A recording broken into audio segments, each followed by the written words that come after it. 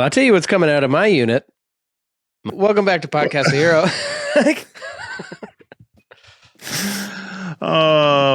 This episode we're joined by Micah Ratty to talk about Same Fears, but before we get to that, I'd like to say that just as soon as you said Same Fears in my head, I thought the words shame beers. What are shame beers? You know those beers when you wake up in the morning and you're like, I need these beers so I can survive. These are my shame beers. You know the shame beers? I did not know that was a thing. Oh, is that the beers that like save you. The David Lee Roth story. Back in the 80s, Henry Rollins was walking into a radio station to like do an interview on a morning radio show. Mm-hmm. And as he's coming in, David Lee Roth had been in doing his interview and was on his way out, and they sort of met in the like whatever and hallway. Yeah, vestibule. I don't know if it's called a vestibule. It is now. And Henry Rollins is like, oh, I'm a huge fan. I just wanted to, blah, blah, blah. And David Lee Roth is wearing like this jacket, and he opens up the jacket and he pulls out a beer and he's like, you want a beer? And Henry's like, no, thank you. It's a little early, but Henry Rollins straight edge. And David Lee Roth says, what's the matter? You got school in the morning? Absolutely got him. And and then so like there's like the story was going around and everything, and then David Lee Roth like on stage at a show is like, I know there's a story going around about me and Henry Rollins, and I just want to get everything straight. These were not breakfast beers. These were the two beers that were left over from the night before, and I hadn't been to sleep yet. And of course, they were still in my pocket. Those are shame beers. Yeah. Those are shame beers. Yeah. I will take that. This episode is brought to you by Cornbot and absolutely the best podcast, A Work in Progress, and as well by our patrons. And so now we have to do the list. You ready? Well, Michael's done this a few times before. He knows how this goes. Underscore. A delectable feast. A delectable feast of human feces before a passionate night of vigorous self-pleasure. Absolutely the best podcast, A Work in Progress. Ashwin, Brett Boss Blackwood, Honk, and Steven Exposure, Julia, High Tops, Protest the Here Joe. I don't know. Rob the Anti-Human, Rhodey, I'm so jealous that you got to hear Number City live. Afterman, Ascension, and Descension are so meaningful to me. Rhodey loves my dink. Zach, has there been a Chris Cresswell episode yet? No. Nope. That'd be cool. AE Common Thread, Dave the Film Guide, Economist, Dimitri Timpod, the Picklecast, Sack, Fire Fee, Foolish Bale, He Who Venuses the Skin Off Penises. Now that the Patreon list is done, here's a list of people I think about while I masturbate. Progtoff. I like that. Rhodey, can you Rubik's my dink into a Borg cube? Maybe. I'm not sure what that means. Spitgoth, Susan, TBJ, Aaron MFJ, Allie, Benjamin, Bob, Butthole, Hole, Butthole. And then Butthole, and then Dale Earnshart, for a million years, raise your ass. I can't wait for cum jokes with Haley Williams. Jake, Jeffrey, Yo, Josh, Cage Pandas, Mason, Michael, Mitch, Ouch My Peggy Thrill, Sebastodon, She Who Penises the Skin Off Venuses, Sheldon Sorciod, Taylor, The Final Dan, Thomas, Viva Hate, where we explore the filthy, often sexual world of pissing in sinks and other basins. Yes, I be a Newfoundlander by and Zane. So there you go. These are everyone's names? Yeah, these are all of our patrons. Usernames. Yeah. Sometimes we do contests, like t-shirt giveaways, that it's like the best name wins the t-shirt. Okay. We just did it last week. We awarded it to Mitch. Yeah. It's got to go the opposite direction in order for it to win. Yeah. Or it's got to be something that just like gets ya, Unbelievable. You know, Yeah. like I really like that one that was like now a list of people who I think about when I masturbate. That kind of That was caught me very off good. guard. Yeah, Yeah.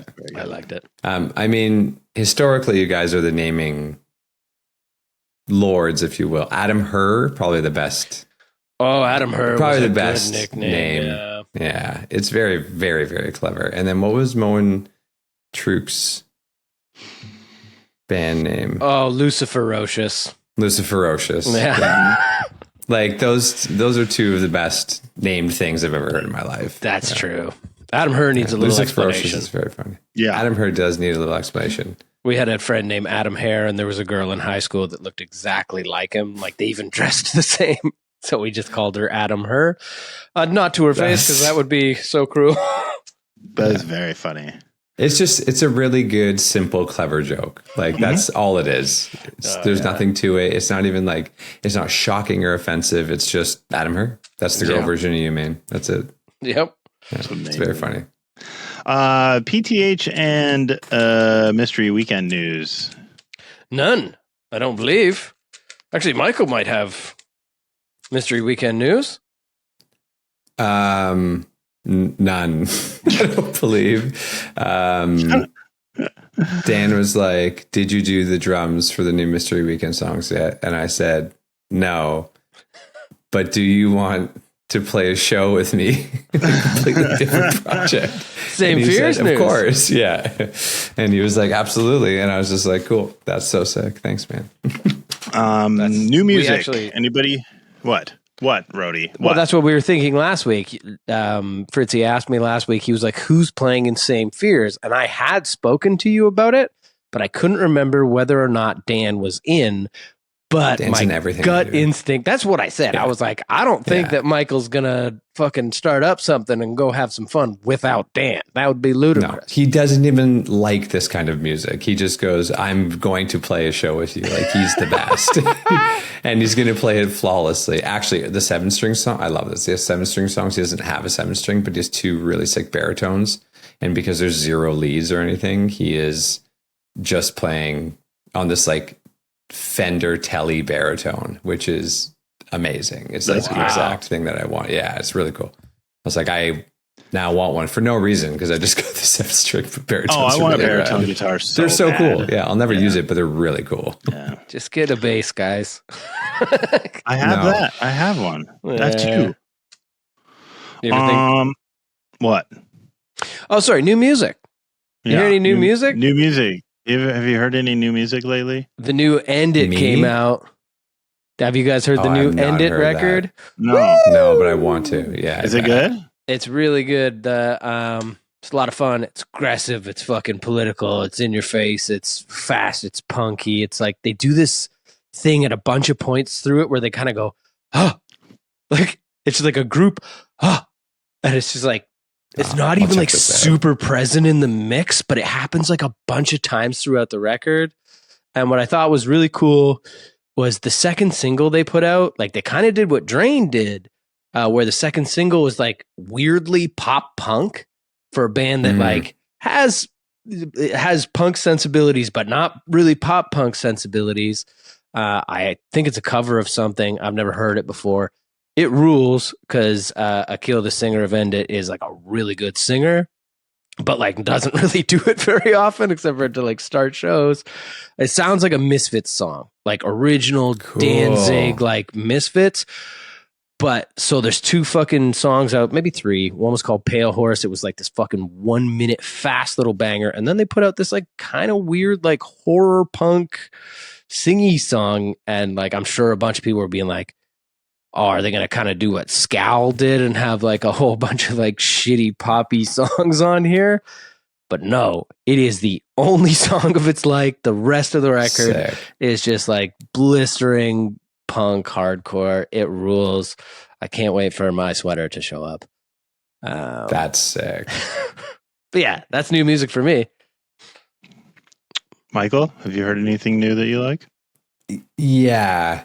Yes. I have been in a land of the most aggressive music I can possibly listen to. Yeah. I aggressive. So when you say that, is that like porn metal? Like what is the most aggressive music? The band I've been listening to a lot lately is called Squid Pisser. I just saw them live, and it turns out Hank's buddy Corey is their bass player and is also the sweetest person. Actually, I have their patch I got from the show right here. Look, fucking sick. Oh, look at that! And then their little like 7-inch. I have it open. This is perfect. I got their like little 7-inch. But like the entire inside is this comic book, like this really, really sick. Oh, that's comic so book. wicked! And it's like many pages long. They are okay. So I went. You have to see their whole thing. I went being like, I really like this band. It's very locusty. It's very grindy. It's very much not for everybody. Intentionally, like it's made to make you uncomfortable. They do a really good job. Their singer Tommy Meehan is in Guar. He's also in Cancer Christ. If you want to hear an like truly unbelievably offensive band, just look up their latest record, album art, whenever you can. I would love to see your reactions here. But yeah, it's really to the point. And then Squid Pisser, in where he wears a mask and like everything. Very much in the what's the fella from The Locust who started a label and did that really good band Retox, sorry. Anyways, he's great, but it's part of that whole circle. We went to the show, a whole bunch of us, and I don't know, I just expected it to just be like really noisy, grindy, whatever. And I was telling this to Cheese, but it was genuinely one of the best shows I've seen. Like they wear masks, they wear all kinds of crazy stuff. And I was like, oh, it's a small venue. Like, where are they going to change? Is it going to be awkward? And like, they go and they change away from everyone and they come up and they're in character. They act. They are going through the crowd and being kind of like doing their thing with creepy music on. It's really cool. And they started playing. Their drummers are one of the best drummers I've ever seen live in my life, with no competition. Like one of the tightest bands I've ever seen. Their singer spent, I don't know, a minute on stage. There's a video my buddy sent me recently of him in a garbage can and somebody pulling him around a garbage can on wheels in the pit. Like they are unbelievable. Wow. Their guitar player was on the side of the stage, like forcing the people beside him to keep him up, like just pushing his body weight against them off stage, like away from the stage, forcing them to hold him up, like intentionally making them uncomfortable. It was so good. I just went to the merch table and was like, give me all your stuff. Everything, please. And I'll never wear their t-shirt ever. I got their least offensive t-shirt and I cannot wear it anywhere, but it is like, what's it got on it? It's just a bunch of cum. Like, yeah. It's just like, it's a bunch of, you can wear it to bed. That's right. Anyways, it was, I've been really into them and I can't find something that kind of satisfies like the aggression in the same way, but also the musicianship. Like it's super well done. So yeah, Squid Pisser has been what I've been listening to. That's awesome. Oh, it caught me so off guard. Jeez, like it. I remember you sent it to me like a long time ago. Yep. And I put it on and went, this is not something that's in the realm of my understanding. Which is so fair too. Like, but I love the name. I love the artwork. I would love to see the fucking live show. It's the live show I recommend to people, even if you don't like them. It's really great. And sorry, I told this to Cheese, Fritzy, but their singer also does animation for Rick and Morty. So like all their stuff looks amazing. Like, and their characters are amazing. Their masks are amazing. And like, everything is really cool. I don't know. It's just really, the whole thing has way more depth than I gave it credit for. That's like, amazing. It's really cool. Yeah. I love that. I really do. I have re-listened to the new Hot Mulligan, and I've come to the conclusion that Rhodey hates music. Why? You don't like it? Good, and I like it, and he can eat farts. No, I listened to it a bunch of times last week on the way to the cottage. It's fucking awesome. It rules. No, you said you hated it. You said it was terrible. You can change opinions. I listened to it once, drunk out of my mind. Yeah, and you hated felt it. a little disappointed by it. Bored. I said it was arduous because the lyrics are as sad as lyrics can possibly be. And so long. It is long. Like, it is 16 songs. 16 songs is too fucking long, unless those songs are Yeah. fucking between 40 seconds and 2 minutes. Yeah. And now they're not 5-minute songs. And some of the songs are actually very short and like interlude like. So it's not as long as I thought it was. It's catchier than I thought it was. It is as sad, if not sadder, than I first assumed. It is. When you look into some of the lyrics, it's like this man is suffering a level of mental health crisis that I have never even conceived. Oh, that is. I will no longer listen to the record. I mean, because it Sure. like, you know what, it is like a very loose concept, Okay. and it ends with a state of hopefulness. Okay. You know? I can back that. Yeah. And the wonderful thing about Hot Mulligan is it doesn't sound sad at all. And his lyrics are fucking like so churchery. Like, they're very important. It's clearly like a big part of it, but like, you don't have to ever know what he's saying. You will sing along to them and fucking sing along with a smile on your face and never know. Got it. Like, there's a big thing. But if you go and read the whole bit, oh yeah, it'll bum you fuck out and make you super worried about him. But there's a thing going around on the internet. Their singer's name is Tades, and they're saying if Tades wanted you to know what the lyrics were, he'd enunciate. So it's like when you look up the lyrics, it's kind of like invading his privacy a little bit. Perfect. I feel like that if you don't listen to it, you're not helping him get better. That's true.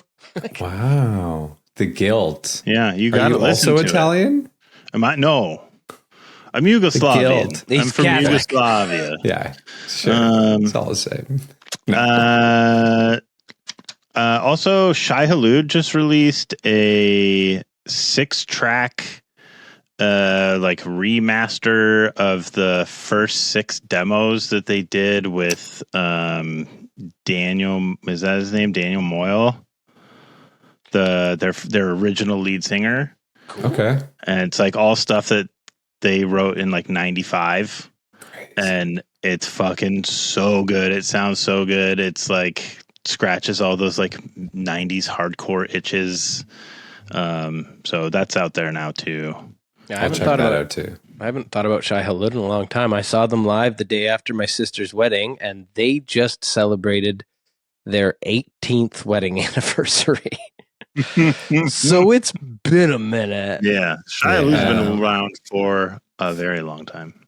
Yeah, I remember seeing this show, I mean, a million years ago, and this is no slight to any band ever, but it was Shai Hulud and Bane opening up for Comeback Kid and Misery Signals.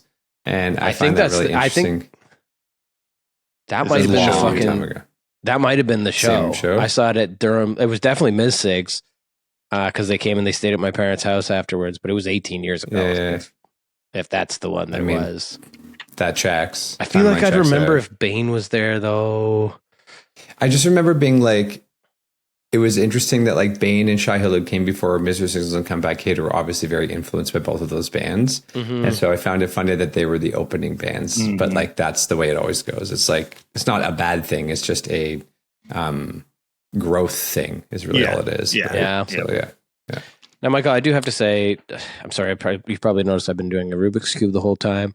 I just noticed now, but yeah. Distracted. I need to accomplish it as many times as I can while we do this podcast to prove that I'm incredible. I've already finished it twice in the time that we've been talking since we pressed record. I'm going to do it the whole time, and next week I'm going to do it even more. So I hope it doesn't come off as rude to you. I don't want to. Yeah, I literally barely noticed. I have spoken to you in every possible capacity on this planet, and right now seems very normal. Yeah. I'm hyper obsessed with Rubik's Cubes right now. I can see that, yeah. I have noticed you have a really nice center flick. That's when you Yeah, when no, you're when going, you get- it's just like naturally. when you When you get get the this good, that's all algorithm- you can do. Yeah, okay. Once you get the algorithm down, you use the same one over and over and over again, and it's just you just go boop boop boop boop, right? And Yeah, it's see like that. Very satisfying. it is extremely satisfying. I love this thing more than I love my son. I was about to say he better go all the way with this, or just not at all. Have you taught him how to do it yet? No, he can't learn. No, he's much better than me. No. This is too good for him. This is daddy's toy. Are you going to get him into like cup stacking? No, I'm not going to try and influence him. You should try to influence him in all areas of his life. It's the whole point of having kids. That's to true. turn them into little clones of you. I mean, he already looks like me. Make them He do looks- all the things that He you is failed at, and then live vicariously through their successes at it. That's what parenting's all about, didn't you know? But what if they fail? Berate them and make them feel bad about it. I just took a module. Lock them in a closet. I mean, I just took a module, the first module I've ever taken in my life, which people are very jealous of this. But it was on parenting in sports. And I had to take it for Houston's hockey next year. And it was just like basically 45 minutes of this is child abuse. This is another example of child abuse. If you don't know this is child abuse, you're probably abusing your children. You texted me during that, it's and you were all like, it's all the things that my parents did to me during Little League, I'm sure. Oh, 100%. probably, yeah. All right, so let's get into the meat of the episode, which is Mike, you're the lead singer of Same Fears. That's your role in the. That's a in the hilarious sentence, but yeah, yes. So the first question I have for you is: did you decide to quit protest because you were wanting to sing more, and Rhodey was getting a little bit, and so you're like, "Look, man, I'm not here to threaten you. I'm not here to replace you, but I think I have something to bring to the table." And Rhodey was like, "No, I do the singing. Get out." It's close. Yeah, I that's did what I say thought. I was going to replace him. That's the you thing. did? Yeah. I He said he was going I to replace am. me, and we He said I'm kicked here him to out replace you. Yeah, I Out never of- quit. out of sheer terror. We can't have this. This competition always Yeah, all the happening. time. Yeah. Started a conspiracy in the band that he was actually trying to take the place of one of the guitarists, and then Tim and Luke came together and they said, we got to get rid of him. And I said, that's Oh, right. yeah. 3 Yeah. against 1. That's it. And then it was like, we can mask it under that you quit. Yep. Mhm. It's funny. I was doing vocal warm-ups the other day, and I told my wife I had the opportunity not to do another physical instrument, and I could have just played guitar. Oh. And I chose the other physical instrument in a rock band. Yeah, Why? you picked the worst. Well, I guess it's not the worst Yeah. one. Drums probably is because it's way easier to Drums get hurt. fucking sucks. Yeah. Well, no, it's just it's the practice part. I could just pick that up and play these riffs, and then my practice is done. But That's now true. I'm doing. I bought Melissa Cross's warm ups because Oh, okay. I The tried Zen to of do Screaming, other or- ones.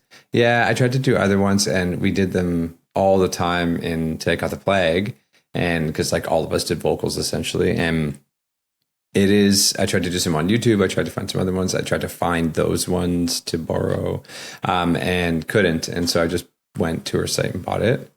And there's just so much. They're so good. So Do I you stuck with find- those. But I'm just like, Go No, ahead. I know. Sorry. I have found Melissa Cross's like advice. She's like given me personal advice in the past, and it's like right? Yeah. I found a lot of value in it. But I know Keith Buckley is on record saying she teaches whisper screaming, which I don't think is the case. But do you find that like what are her fucking warm ups like? Is essentially what I'm asking you. They are mostly the vowel of E going over an ascending scale. Different enunciations, a few things with falsetto on the top note, a few things with head voice on the top note, and some Z's like that, like zzz stuff and other things like that to just kind of vibrate your vocals. And then that's it. It's like 11 minutes. So there's not even any screaming in it. No. It's all singing. Okay, cool. Yeah, I didn't all of know it's that. singing. All of it's singing. Yeah. And then I go from there, and then I just start to do I don't know to warm up to scream, just like scream some notes. Yeah. And then I get like my like I guess stability is the word, because this is not a thing that I'm used to at all. And then it starts working, and then I start going. That's for screaming though. For gutturals, it's like easy. That's something for whatever reason I've been able to do forever. So I was literally thinking like, oh, like what if I like my voice kaputs or something like that? Like, I don't know, whatever. The only other show we did was fine, but like in the event of them, like I could just growl all this and it'd be fine. No one will give a fuck. So, like, do you know if like the regular scream you do, like the gutturals, I know for sure that's false chord, right? Do you know if it's false chord or whether it is vocal fry or whatever? Fry, yeah. What's the difference? I think it's false chord, but what's the difference? So fry is like, I can't do fry unless I'm in the context of like the stage for some reason. I can't figure it out, but it is tighter and it's like it's less damaging to the voice for sure, and it's not necessarily as loud. Like there can be fucking lots of volume to it, but it's more like an upper throat sound, like you're not actually using your vocal folds, whereas with fucking open chord false chord, yeah, it's like you're actually it's your fucking it's your vocal folds. That's the one I do. Yeah, for sure. Yeah. So there is a way. There is the false chord, like higher register. Fry one. Screaming. Yeah. I did like a instructional thing for fry screaming when I was trying to get this back. So I mean, geez, I think I sent you a few of the first demos I did. Like my voice sounded a lot different, and I was trying to figure out how to get it back, because I was like, it doesn't sound. And I was just like, oh, I'm just gonna scream along with the first record and see if I can match it. And as soon as I did that, it's as if it just like kind of kicked back in. But like, I'm not trained and I don't have the reps, so like I'll get headaches when I first start, and if I don't warm up properly and whatever, like and I have to like focus in order to like make sure that it doesn't I don't push too hard. See, what you're explaining to me there sounds like it is fry.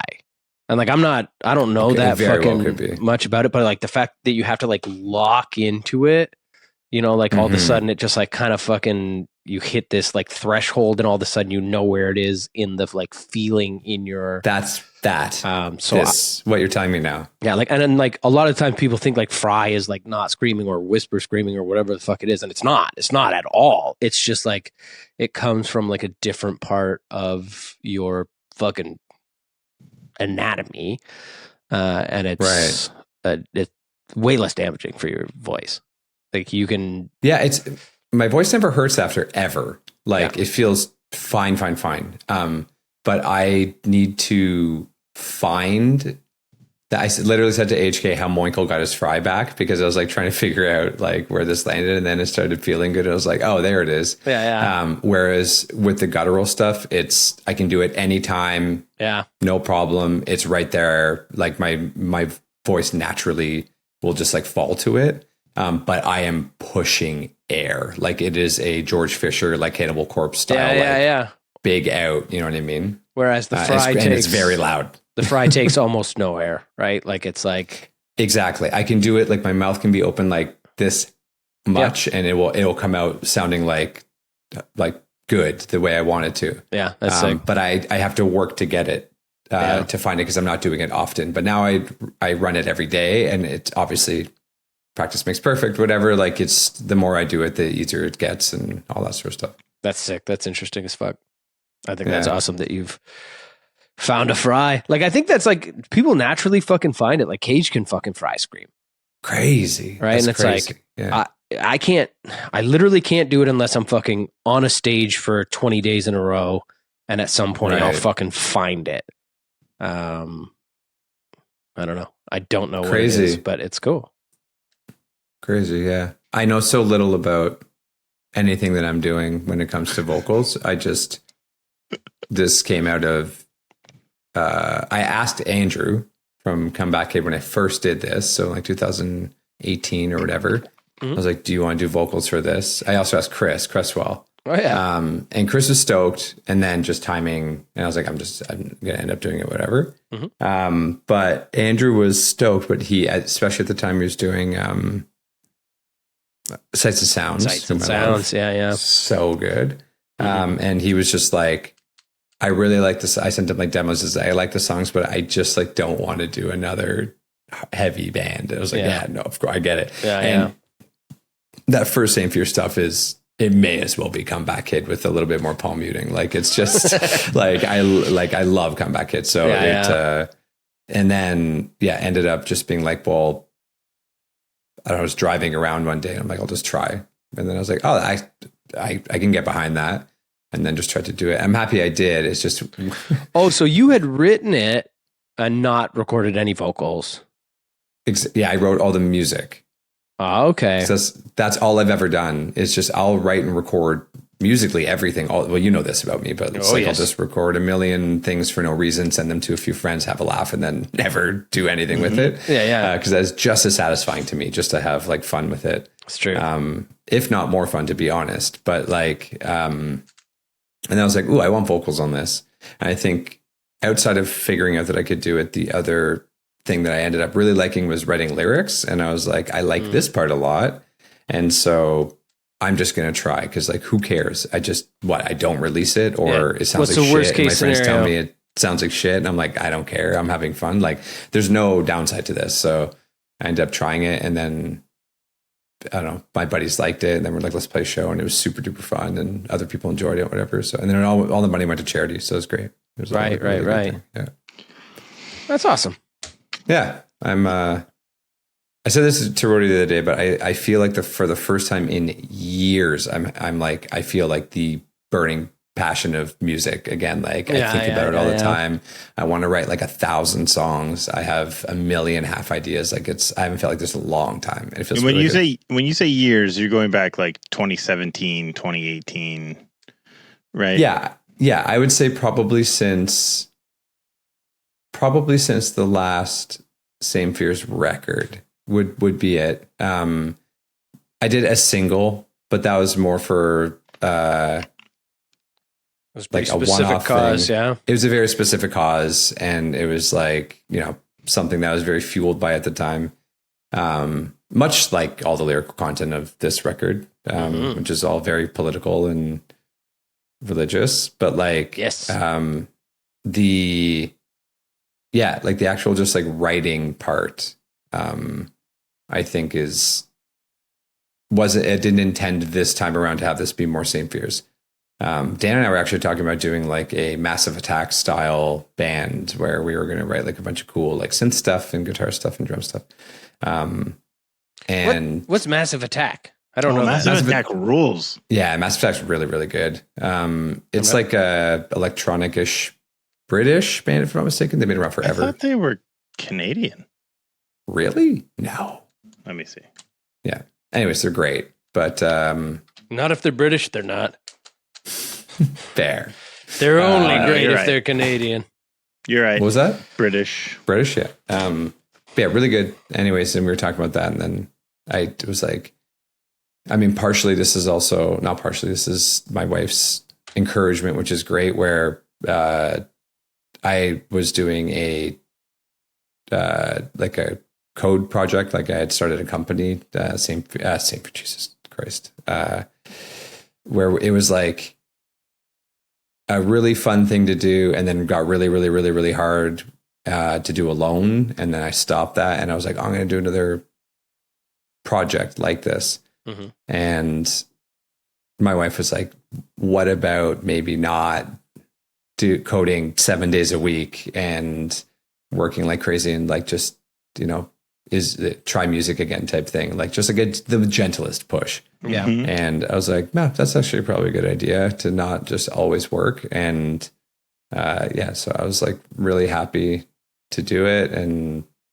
I don't know, my daughter dances to me playing guitar, and that's the best. So I'm just like stoked on the whole thing. Now, Michael, have you heard the song Code Monkey by Jonathan Colton? I have not, but I will surely check it out because that's what I do. That's who I am. You're going to really like it. Have you watched the television program Code Monkeys? I have not, but all of this is very intriguing to me. Okay. Just curious. Did you recorded all of this at your house? I did. Yeah. Do you get self-conscious recording vocals at home when your family can hear you and judge you? And yeah. So, I tried recording it right here where I'm sitting, and this is on the second floor of my home, and there's a window here and a window here, and this window here goes to like the street. And I was like, okay, well, I literally just did this. I was like, let's just try and use this mic right here and see how it goes, just to do the demos and see how it come out.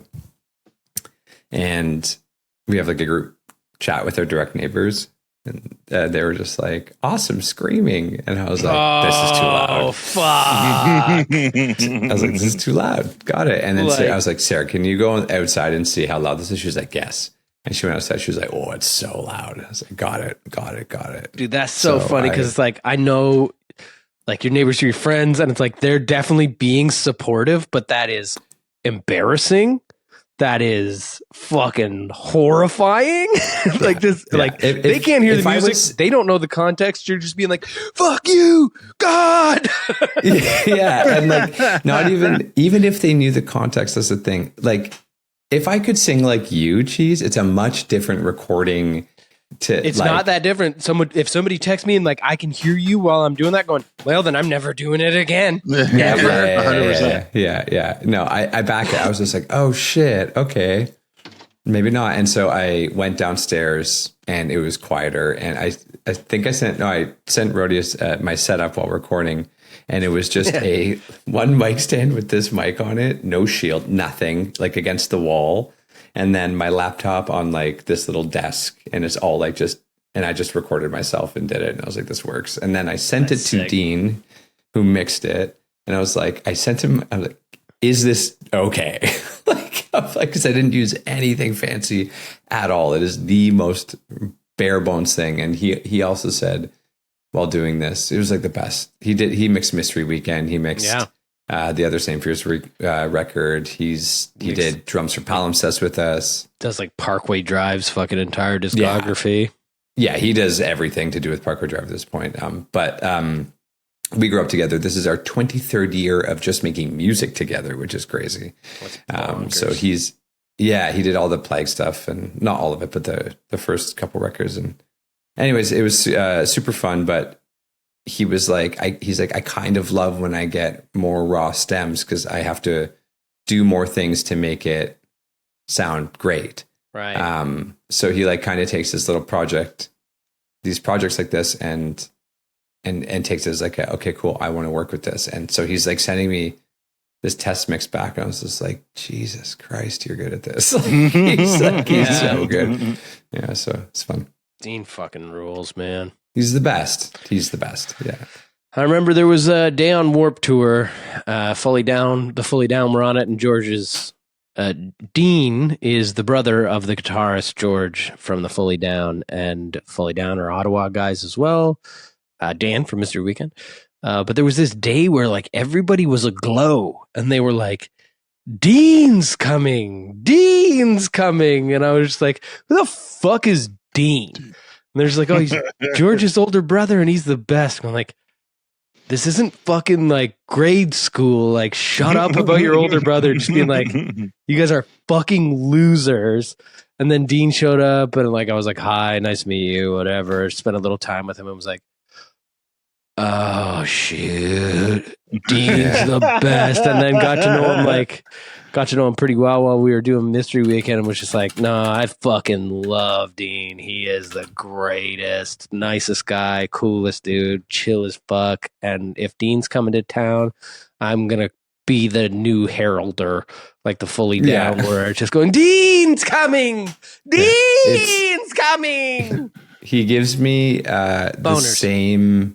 He gives me boners. He gives me the same like vibe as Josh Scoggin, where everyone's just like, "Oh, Josh is around. It's going to be a great time," and then it just is. It's like one of those situations. Josh is a good time all the time, man. He's all the time. He's such a nice person. But yeah, like that kind of thing is he is the most fun to work with for sure, and just to be around in general.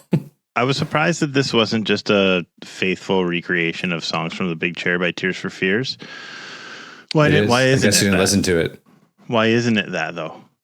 But Why it did is. you just so then decide you didn't to do listen it? to the record. I did listen to the record. No, you It is didn't. not a faithful recreation of Songs from the Big Chair by Tears for Fears.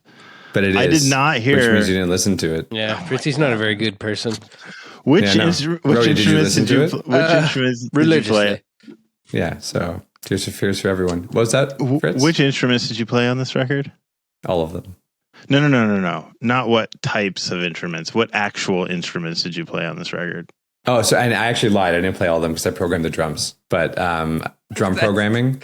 I love that the drummer, the guy It's so expensive and annoying to record drums. It's like I've recorded drums in every capacity. It's like the last thing that I feel like, this is probably the wrong word, but like I need to prove I can do in a sense. I'm just like, I have done this. This is fine. And I used GGD's Modern and Massive 2 for this, and it was a very good experience. They did a really good job with that stuff for those who like to program drums. Yeah. Very, very, very cool software. But anyways, guitar, bass, vocals, and then program drums. And then there's like some minor keyboard stuff, which is mostly just like spooky things. But yeah. So But it's literally minor keyboard stuff. No major. That's right. That's right. It's actually dissonant, but what guitar did you use on it? I have. Well, I used it. I didn't use this. I used Ben's Schecter Diamond Series, someone cool signature model 7-string, which was an absolute treat. My Ibanez RGD6,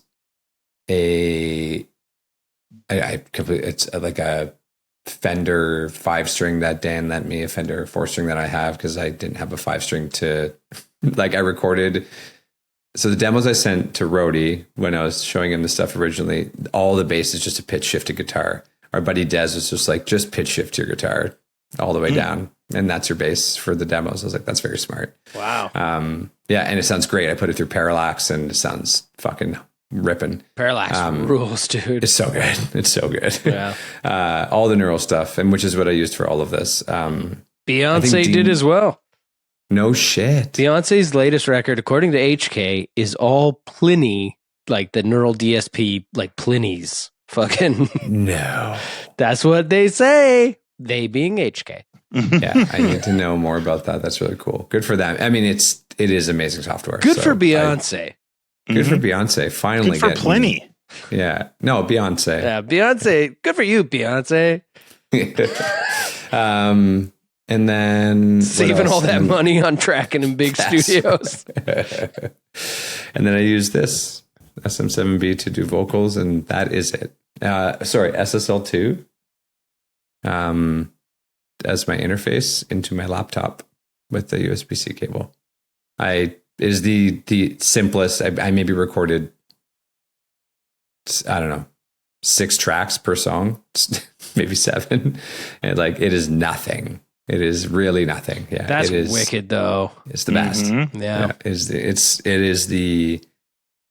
is to me like the joy of writing music. It's like the software we have these days. I can just pump out what I want. I know how to mix it to a degree that I can get it to sound how I want, at least for reference. Or even, I was thinking about mixing it myself to release it, but it is with the help of GGD and the help of all the neural stuff. Like it's the stuff I heard that you mixed sounded fucking awesome.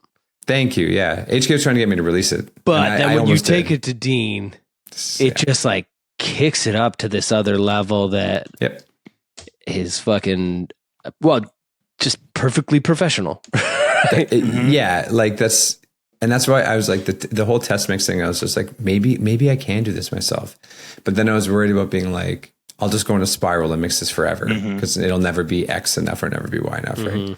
And then I was like, let's just see what Dean does. You know, I sent it to him and he sent it back to me in like one day. And I was like, this is fucked. Like, why would I pretend like I can mix like this guy who has 30 years of experience? Did he tell you what he changed?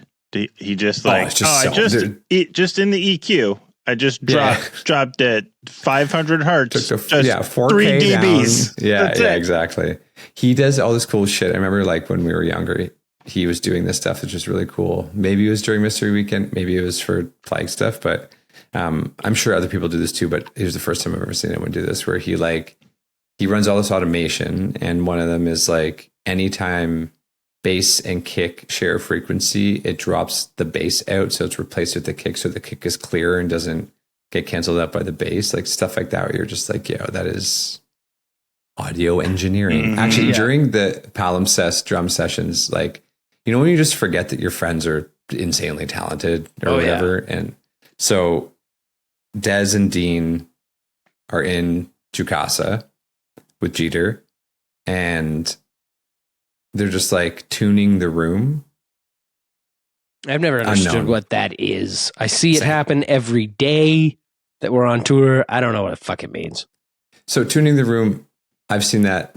I hope I'm using the right terminology. Whatever. They were like, maybe I'm just using the live one, but they were essentially doing something in the room, but they were all sitting around while like effectively just like a frequency played and then another frequency played, and they were like studying it and then talking about it. And I was just like on my phone being like, these are audio engineers. Like these people really know what the fuck is going on, because I certainly don't. Yeah. It's super impressive. Yeah. And then there's like, then they play stuff back and you're like, oh, that everything sounds, I don't know, better. I don't know what you guys are doing, but it's really cool.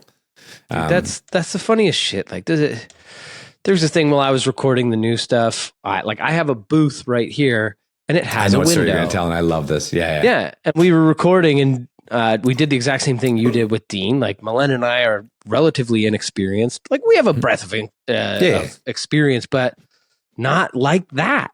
Yeah. And it's like, we sent it to Des, and he got back, and he's like, "Where's the fucking window?" And just be like, "What?" He was like, "Cover up the window, wherever the fuck it is. Cover up the window." Just took like a moving blanket, stapled it onto the wall. It's still there now.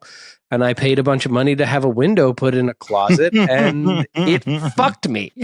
Yeah. But as soon as we did like the next take with the moving blanket up, we A-B'd it and went, "Oh, you can fucking hear the window." Like, isn't that crazy? But I needed the like B recording to hear the window in A. Otherwise, like, I don't got that kind of ear. You know what I mean?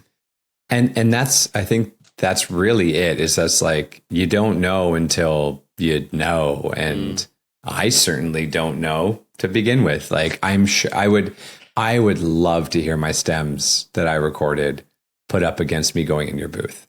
And then just being the like one phrase of a song and just be like, it might sound sick. So, okay. And I said this to you too, but like, I think I got away with it because everything's very heavy and aggressive on this record. If I started singing, it would be like, why do I hear like closet doors rattling? Like it's just the shittiest little setup, but like almost purposefully. Like I was just like, I just want to see if I can do this for nothing.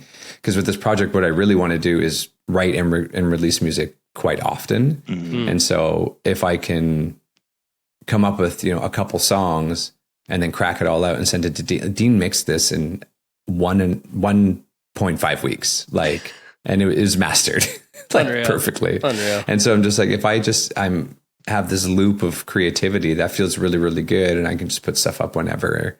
So if I can do it on a dime, then amazing, and I can. So sure, like.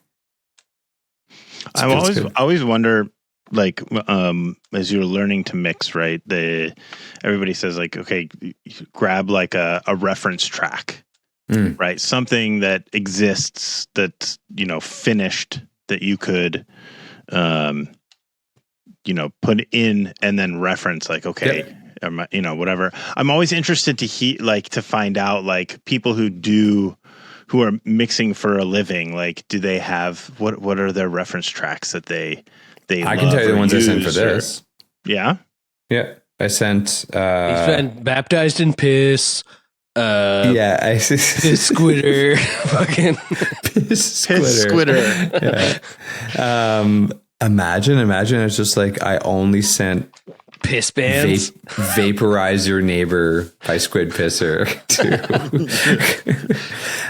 no, I sent a Knock Loose track from their newest record, which was done by Wizard Blood.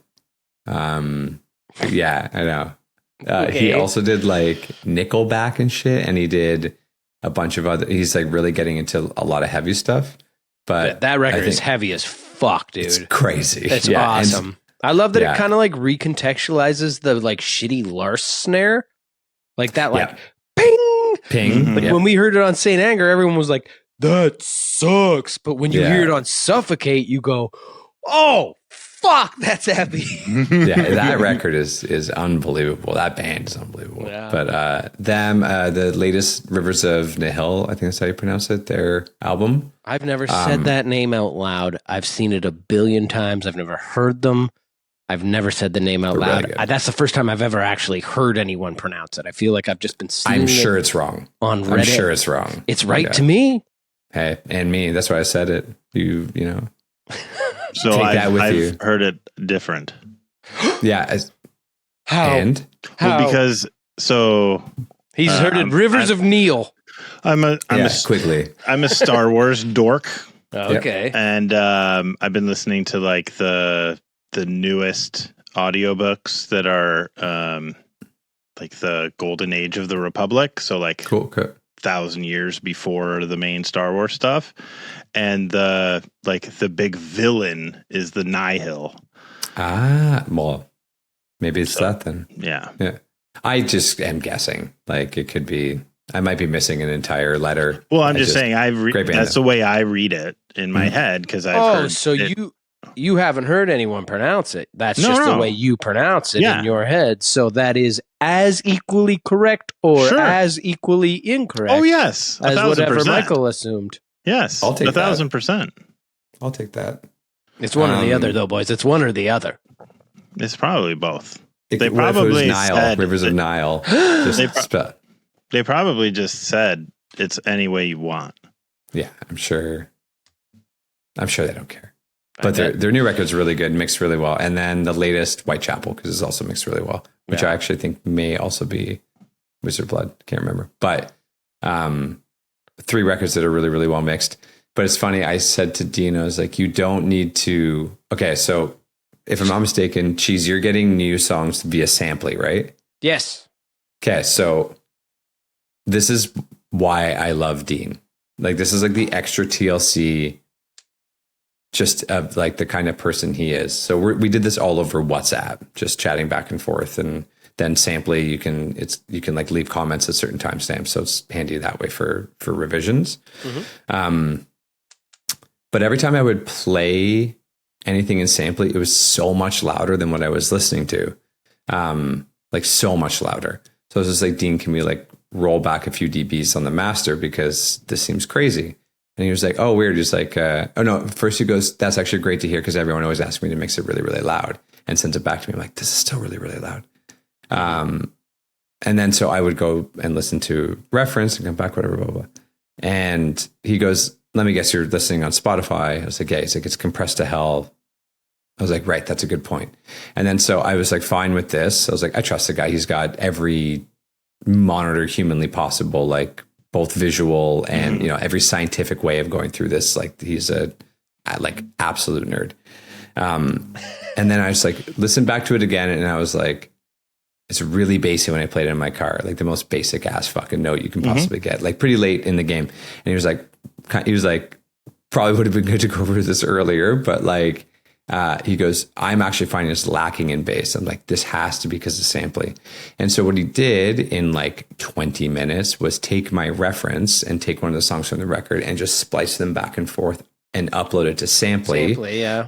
And then he goes, here's how it compares to your reference and some other stuff, whatever. And he put some other stuff in, which was like the most helpful thing, just to have a quick back-to-back reference from somebody that knowledgeable. And it was just like, I'm like, oh, this sounds great. I was like, what a good way of doing this. And I was like, Dean, that's like such a good way to get around any issues, is just like give a back and forth. He was like, yeah, happy it helped, whatever.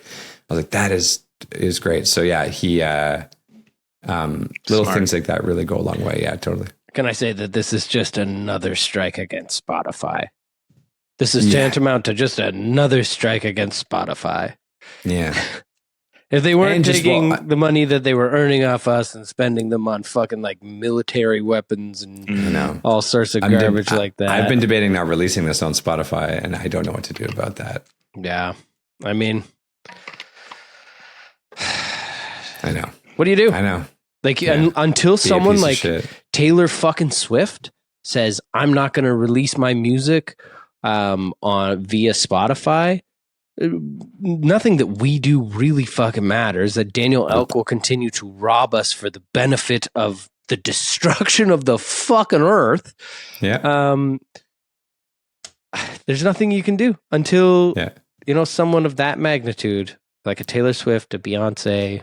I'm sorry. Well, but you're gonna sit here after 20 plus years of friendship, look me in the eyes and say that he's not going to change his mind if I don't release this EP on Spotify? I'm so sorry, Michael. Let me rewind. Thanks. Don't release this on Spotify. That's what'll convince Daniel Elk. I can't That'll wait. get him. Can't wait. I'm back in the punk, baby. Can you imagine that for some reason, like, I mean, he is like Swedish or something like that. So there's a chance he's into some pretty extreme metal. Can you imagine like he like had Squid Pisser. He's like a big fucking Same Fears guy. Like he's like, this like, record must come out on. He has no reason, and then you just do it. And he's like, fuck, man, I gotta change my ways. Like you're his fucking ghost of Christmas yet to come. That would be so sick if I could write a hilarious riff. Bursting out of the window. Excuse me, boy. What's the day? It's Christmas Eve, sir. I haven't missed it. Same fears. I feel like though, like I don't think even Taylor Swift deciding not to release on Spotify will do it. I think Spotify would be a nice thing for her to do, though. Like, it would be great. In the world of cancel billionaires, that'd be a huge chunk of his sits outside of that. We were talking about that. We were talking about that last week, being like, you know what? I think like she is not an exemption to that, but I do believe that she has the potential to be the first billionaire to fucking not be a billionaire anymore intentionally. You know what I mean? Like, she seems like she has human empathy, and despite the fact that making money seems like a competition for her, she does seem like she might get the fucking point that if you have that much, it means the rest of us have less. Yeah. You know? Yeah. So she's had a lot of time to do something about this and still hasn't. And still releasing like 12 variants of every fucking vinyl and like... Yep. Doing the biggest shows in the world, and she could just go, with this, I'm going to do this. But did you hear Piss's new band? Oh, yeah. He sent me some tracks from it. The anti-capitalism party? I'm not sure which ones I've heard and which ones I haven't.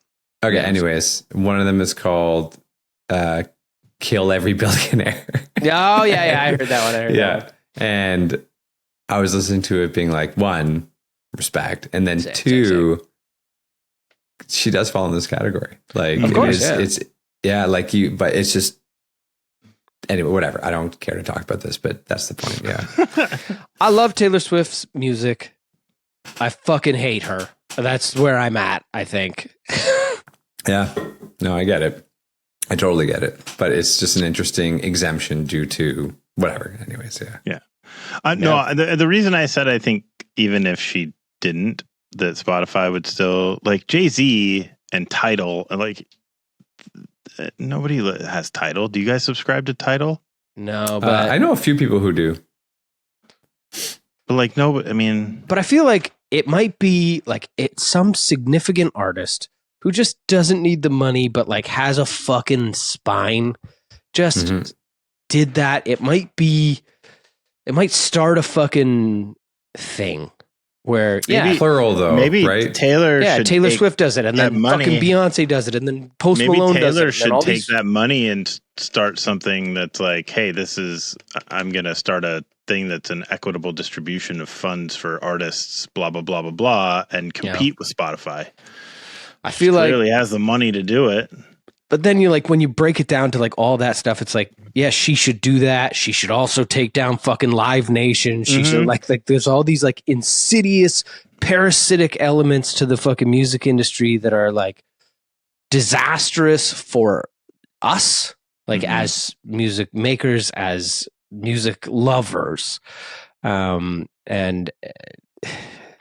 she hasn't. No one has. They have the power to do it. Maybe it's very, very difficult, especially something like Live Nation that they own the venues, they own the fucking agencies, they own the management companies, they own everything. Yeah. It will be very difficult to do, but the very top echelon of artists could fucking do it if they wanted to, but they don't. Well, and we have sort of examples, not in the best way, but like Metallica took down Napster. Yeah, that sucks, man. Wrong reasons. The other way around, but somebody I think that's an example of why down, you know what I mean? Can take down something big and ingrained in the culture. But opposite. Yeah, I know. That's an example of why for the wrong reason. Yeah, but I'm saying exactly, like they have it is an example of somebody big taking on something also very big in the cultural space. Like Napster at the time was huge. Yeah, but not as big as Metallica. Yeah, I get what you're saying. Like they have the I'm power challenging it for fun. They do have the power to destroy anything they want, for better or for worse. Right. Yes. Usually for worse. I just think Taylor could do it for the better. She could. I would love if that's true. Yeah. Would love if it's true. She could, but until she does, anyways. Yeah. Mike, why did you name your band this? I named beers. What are the same? Beers? What are they the same as? No, it's actually I named this. I like where this band name came from. I really like this band name. I'm very happy with it. But it comes from more of a funny place.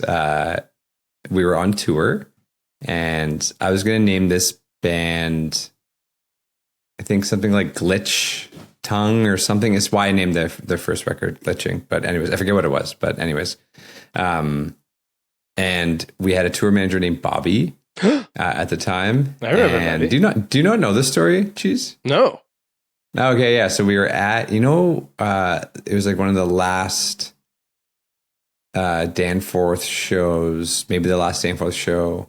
We were all eating like down the street, and there's a bunch of photos of us all hanging out that Wyatt was taken. Yeah. So that day, Bobby had like gone home. I think he was living in Toronto or whatever, and he came back. He's like, "Oh, I met this girl, blah blah blah." And like it was like swooning and like I'm in love and whatever, all like having a good time. I'm just like, "Oh, that's so fast, Bobby." He's like, "No, but like, you don't even understand. We're so compatible. We have the same likes and dislikes. We even have the same fears." And I was like, "I'm gonna name my band that, Bobby." And he was just like, "You're gonna name your band?" I was like, "I'm 1,000% gonna name my band that." And I remember I released it. He texted me. He was like, "You fucking named your band that." I was like, "Yeah, it's a sick name." So that's where that name came from. Yeah, it's just such an interesting thing. That's funny. I loved Bobby. Yeah. He just disappeared. Yeah.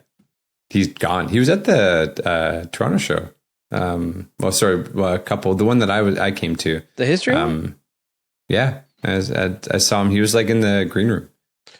Really? Halloween for Always. Yeah, I saw him there. Oh, that was first time in forever. Green room was fucking crazy. The green room at History is like packed out because you always think like, we can have everyone up here. It's so huge. And then you have everyone up there and you're like, the couches are in the way. As everything. Yeah. It's nuts. Yeah. But it's wonderful. I love that venue. Yeah, it's a very, very nice venue. We're getting one here. We're heard. History. Yeah. Where is it? Where's it going? Cap. I don't know if you remember where the Chapters was beside the Burrito Center, like right in the market. It's gone and they're just fucking taking over right beside the Chateau Laurier. Yeah. Okay. Cool. Wow. Cool. That's like a very central location. Yeah. Super central. very Super easily Central. accessible. Super Central. That come sounds check like us Channel out. 47, dude. They're going to play a Super lot of Central. good movies. They're going to play some movies that you don't like, but you're going to learn to love them because they're on Super right. Central every fucking Sunday, and you don't got anything better to do. They've been edited right. for content and running time. Oh yeah, Yes. like it's Yeah, of course. Wild Wild West is what I'm thinking of. That's that movie for me. It's on Super Central Sundays That's a at really 9. good comparison. Yeah. I wanted to find out how much you know about fear. Everything. So we're going to play a game, and this could be about the punk band Fear, or it could be about actual fears. So we're going to find out here. Fear much you or know. fear. Fear or fear. Urbach-Wythe disease. God bless you. It's your Urbach-Wythe disease causes what to happen in humans? Fear erections. Is it a fear? A fear of water. B, a fear of breathing. C, a total absence of fear. Or D, all-consuming constant fear. Wow. Total absence. That is correct. It is a total absence of fear. They're It's missing not something in their the first amygdala. two because I feel like a syndrome wouldn't be. Anyways, whatever. I don't need to give you my. You don't need to justify it. I You got don't- it. You got it. You got it right. I don't need to show my work with math or whatever. But yeah, like how you worded it gave it away. And when you get rabies, you develop When I do, like the you get- inevitable? you get a fear of water. Like Yeah. that's one of the Oh, symptoms of what? rabies Yeah. is fear of water. And once you Like, start showing, even just drinking water. I have a new fear. yeah. oh, It's called rabies getting rabies. should, rabies should be a fear. By the time you show symptoms, you're already dead. dead. There is no That fucking is cure. Fucking Some- so wild. Some dude on Reddit wrote a fucking like the description of what happens to you if you don't get fucking your shit for rabies done. Keep talking. And it's horrifying, dude. And one of them is Wow, hydrophobia. Is like Yeah, you're hydrophobia. desperately thirsty, like you're so thirsty, but you are terrified of water. Like just a glass of water coming near you will you will be terrified. It's like The Exorcist, dude. it's real fucking Wow, that is Yeah. that is haunting. Yeah, it's real bad. What's the difference between terror and horror? Terror is an act, horror is a feeling. Okay. I'm going with that. No, it's not. Oh, okay. So A, nothing. They're the same. Uh, B, the I would difference like to change between my answer. terror and horror is the number of college girls you can get to come to your movie. Terror is a future threat and horror is a current threat. Terror is political and horror is the perception of terror.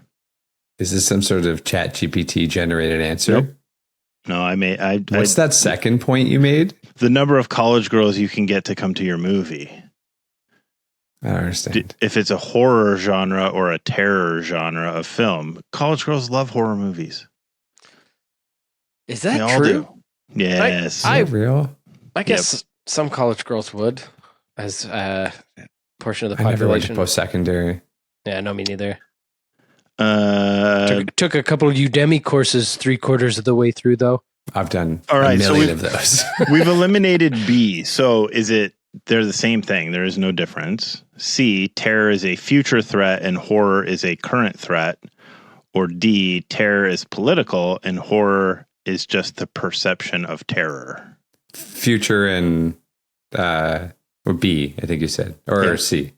Terror is a future threat.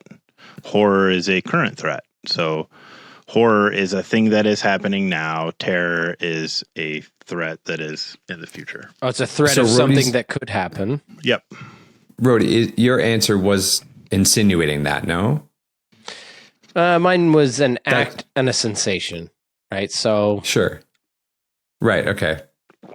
I kind of feel those have parallels, but yeah. Anyways, that's interesting.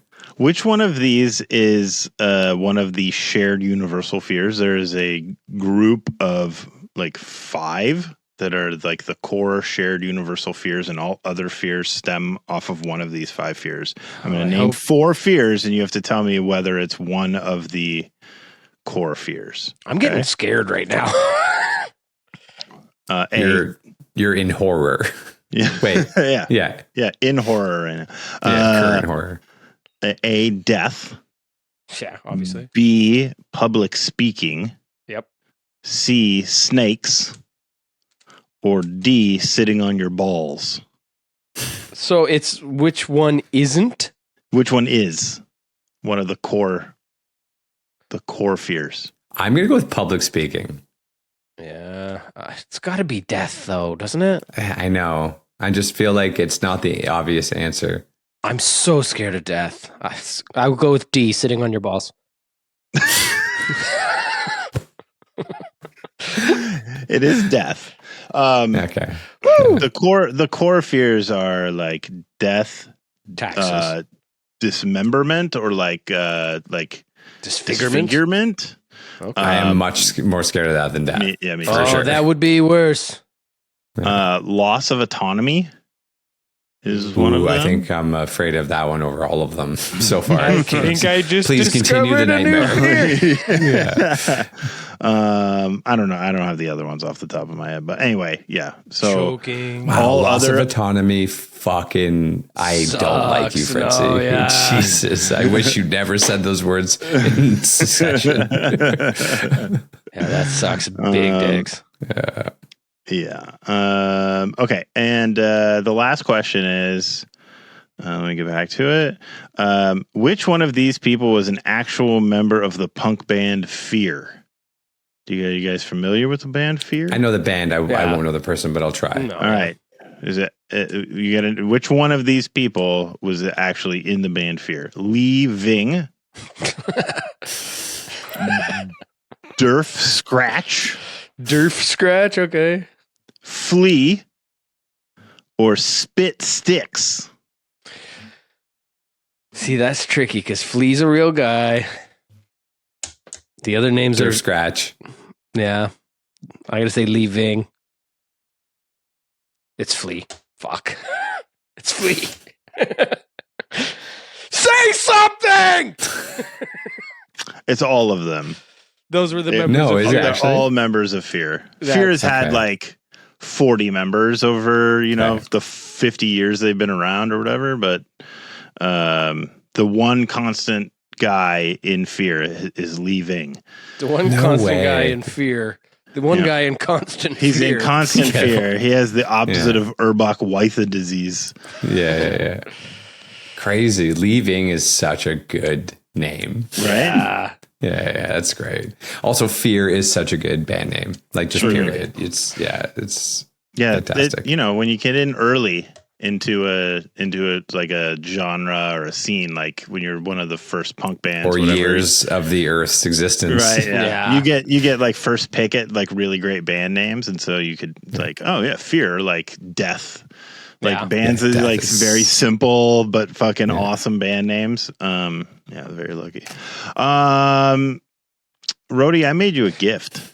I made you one as well. It's also sort of for Michael. Mine is also sort of for Michael. This is fun. Let me send this to you guys then. I drew mine 10 minutes before we started. That tracks. It's looking at it now. It's quite bad.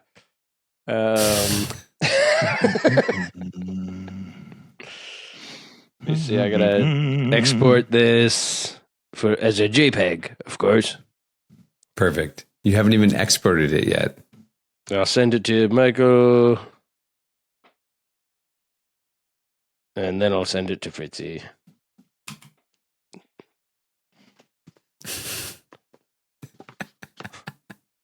That's really good.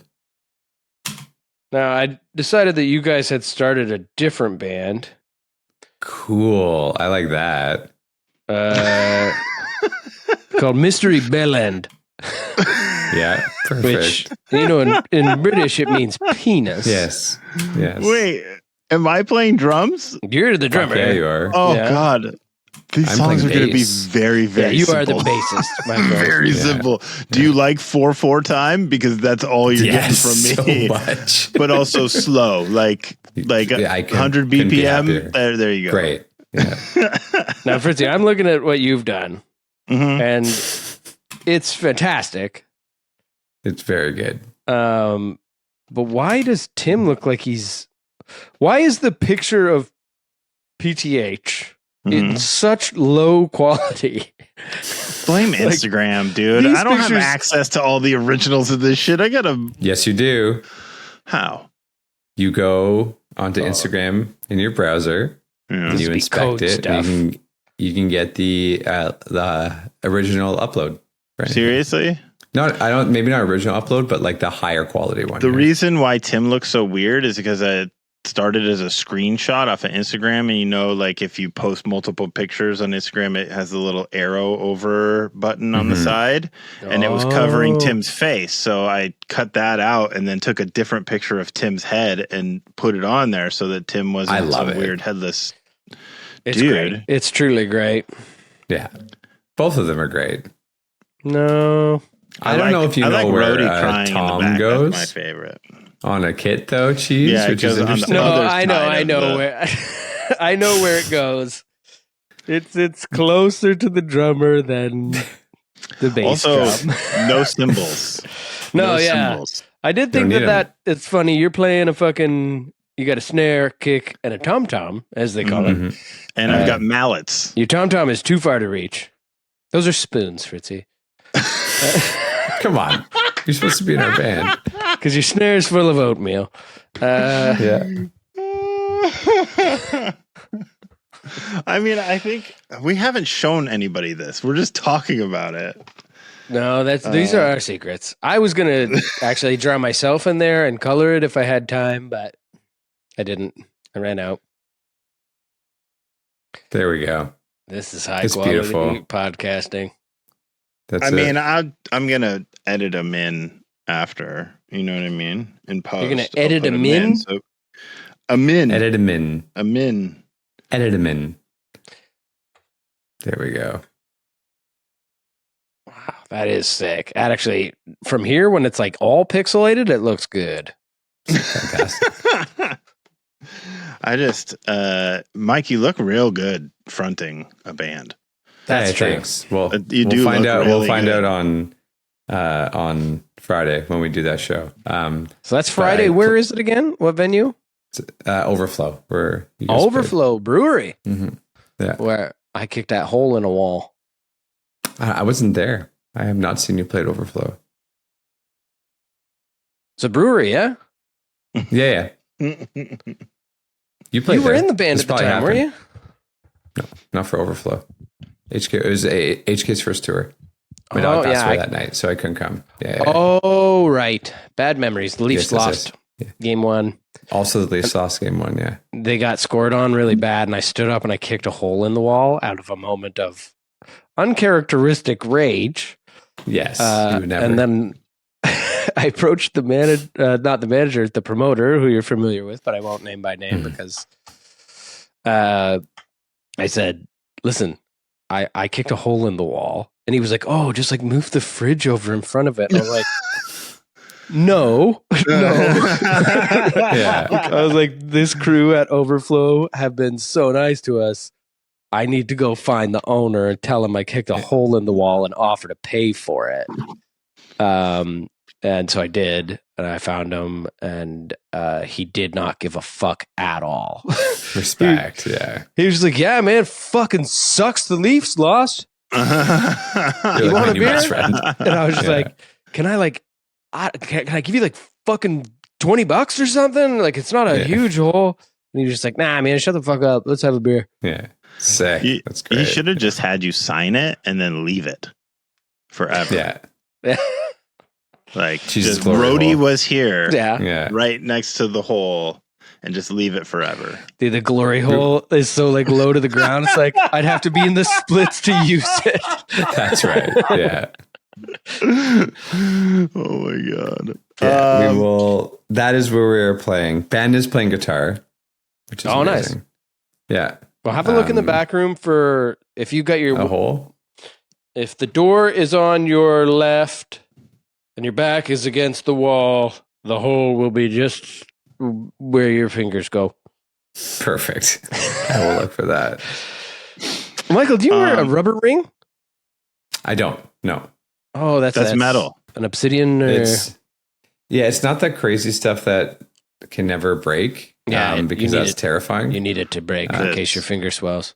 That's yours. This is the kind that's terrifying. That like you go to the hospital and they're like, oh yeah, we can't cut this. You have to get the fire department to cut it off of you. Yeah, or your finger grows. Yeah. And we talked about this. Yours will shatter. I hope if something were to happen, but it's quite strong. But I forget the material it's made out of now. But yeah, it's something will. Like it would give. Yeah. I explicitly asked the guy who made it. I was like, please. He's like, no, you're good. So I have very recently switched to these rubber rings because I left my wedding ring at the bottom of a lake somewhere. But I gotta say, it's the fucking best. It was like I know $30. The company was cool when I ordered the wrong size. They sent me 2 of them. And like you can weight lift in them. There's nothing you can't do. It fucking rules, man. A few of my friends who work like landscaping and stuff like that wear rubber rings to obviously protect themselves, and they swear by them too. Yeah, it's just like a shitty gasket. Did they tell you to keep the one that you ordered that was too big? They didn't. Did you have to send it back? So on the website they're like, yeah, we'll send you the postage if you're in Canada, and you can fucking send it back. And then the lady that I contacted was just like, nah, man, we don't care. Because literally they're gaskets and they're just like, they're just like $0. We do not give a fuck. So if anybody needs a huge one, I might need one. Yeah. I got big mitts, right? Kind of, maybe. You do. Imagine you didn't. Oh, just man. little guys. Little teeny, like Chris Elliott hand from that one movie.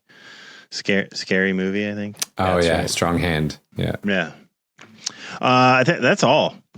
That's the whole episode. We've done it. You stuttered that almost exactly like Porky the Pig. That's all. That's all. Cheese, how many Rubik's Cubings did you? I did 9. 9. And then I got bored. Not one time did it open and give you a prize. No. That's the dumbest toy ever. Michael, thank you so much for doing this. Yes, thank you so much. Yeah, it's very nice to chat with you both. By the way, tell people, can you still get tickets to the show? Is it sold out? I think it's sold out. I'm not 100% sure. But you probably steal tickets from people that already have them. Yes, you can definitely do that. We are on 1 of 4, directly the opener. So I think we play at like 7:30. Nice. That's the best. Yeah. Sun might still be up when you're done. That's right. My favorite. Be a dream.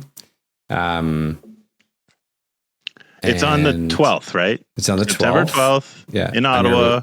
At Overflow. At Overflow. PJ Katie's Farm.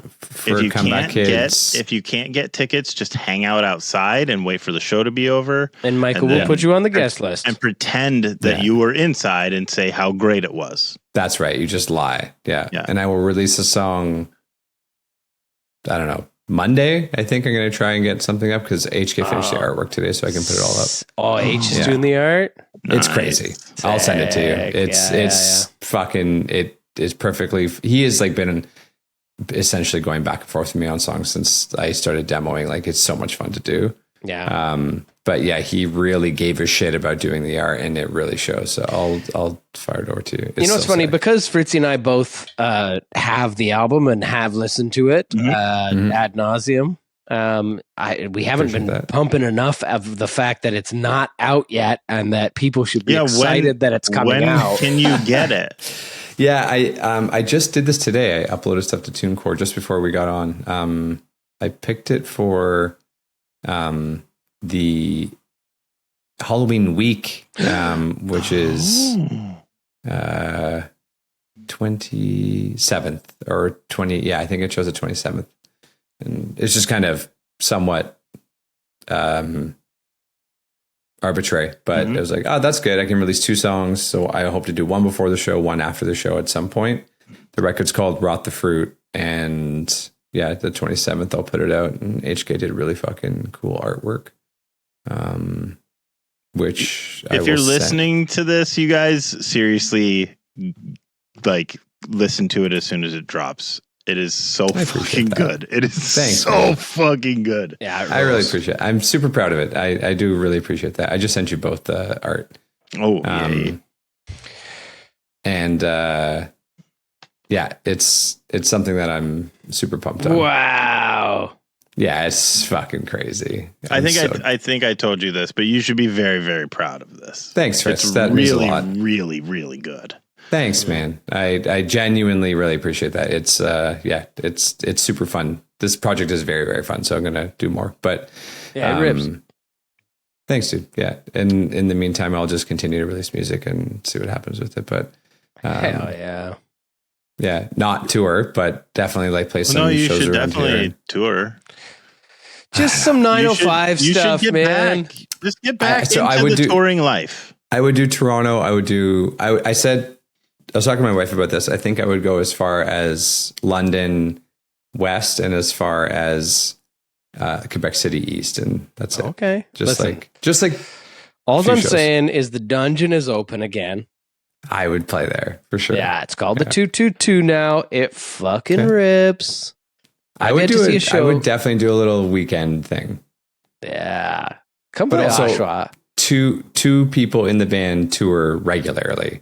So I have to work around that. So, because Ben and then Carter it's fun. It's my old drum student, who is like unbelievably good, but he plays for that talk band. Geez, I think you know. Oh yeah. So Dan has something to do with that as well, doesn't he? Yeah. So Dan was their band coach when they were really young, and Nick, the singer, played bass, and they were just like young, trying to play like whatever music. And then I guess Nick started doing TikTok videos of him singing. He's got a crazy voice and just gained all this popularity. And then they started talking. So their guitar player, Connor, is probably one of the best guitar players I've ever met. Dan got to a point where he's like, I can no longer teach this very young kid anything because he's so good. So he hired Ben, and then Ben was like, I can no longer teach this kid anything because he's just so good at guitar. So Dan hired him as a teacher, and he's been teaching there. He's the sweetest kid. He's an incredible guitar. And then his best friend Carter was just the drum version of that. He was playing Take Off the Plague songs when he was like, 15. And I would get him to jam I got him to jam with the band, and he like tricked because he was like, I like sprung it on him, and he was like, oh, so nervous. And I was like, yeah, but you killed it.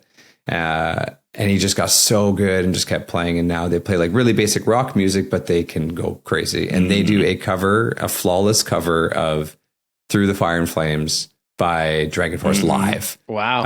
And it's really cool to see. So I'm so happy for them. And when I was thinking about who would play, I asked him, and he was just like, I'd love to. I was like, that's so fun. So really like full circle fun thing. Yeah. Dude, how do you become a band coach?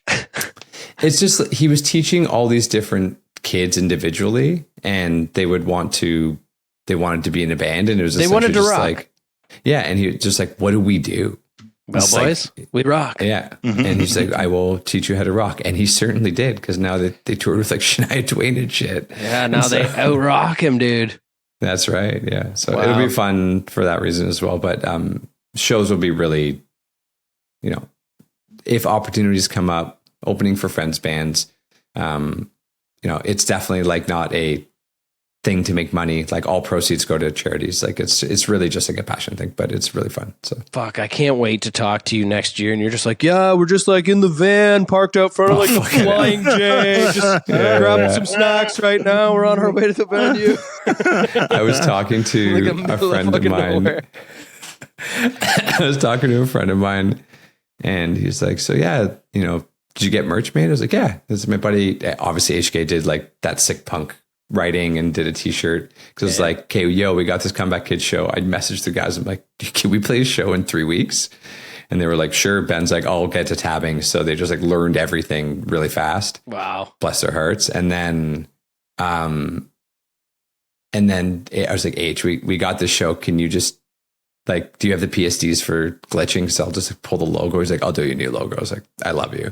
Wow. So it's just like, it just says it like across, and I sent it to fucking Press Time, and then Canpar sent it to someone else last week, and I've just been tracking it down for a week. I was just like, yo, this is so shit. But getting all this together, my buddy was like, slippery slope, eh? I was like, slippery slope. Yeah. 'Cause I'm not gonna lie, like, I obviously love playing live in any and every single capacity. So like the idea of playing more live is very fun to think about. But also like, have you considered like retooling it as a lounge act that you could just have like a, Tuesday nights at a local place in Ottawa that you just... I would play guitar or drums in like a soft rock cover band, like for sure. And just like play locally. I would do that. They always said because what I want to do right now is just jam with some buddies. Yeah. I want to like go and play. If we didn't play a show, I don't really care. It's like we start practicing on Sunday and we're going to do through the week. I'm excited to just like hang out. It's such a like really wonderful group of people. Like just like every night we go and do some shit. Like that sounds fucking great. And maybe get a sneaky band room vape. Who knows? But but besides that, the sneaky weekend vapor, man. Yeah, me and Adam have been. So Adam, who like the barber, Adam Stanley. Adam Stanley. Yes, he's playing bass, and and he's like, we both constantly joke about like we don't smoke. But like we just want to. Like I'll tell everyone, like I love smoking. I haven't in a very, very long time, but I want to. And we're getting a vape for these shows for sure. We're just gonna share it. We're just gonna leave it at the jam space. So that's what's partying now. So that's the slippery slope. That is the fucking slippery slope. Yeah, no shit. Yeah, I actually have to be careful about that. So. Anyways, you boys are wonderful. I always love chatting with you. We have to eat shit and go fuck something, I think. That's true. Oh, right. Like that. I forget the logistics here. What do I need to, or what are you saying, or what do I need to say? You have to just say to the listeners who you are and for them to eat shit and go fuck themselves. I am. But you can say it in whatever way you want. I am James Rhodey Walker, and you should eat shit and go fuck yourselves. That's true. Wait, can we try this one? True. I'm going to do the speaking, but I'm going to cover my mouth, and you just do mouth the words. Okay? No, absolutely not. No, I got you. No. There's no way I'm agreeing to this. There's no way in hell I'm agreeing to that. Not in a million years. I know better than that. Absolutely not. I am Michael Irati. Eat shit and go fuck yourselves. Thank you, Mike. Down. Cool, man.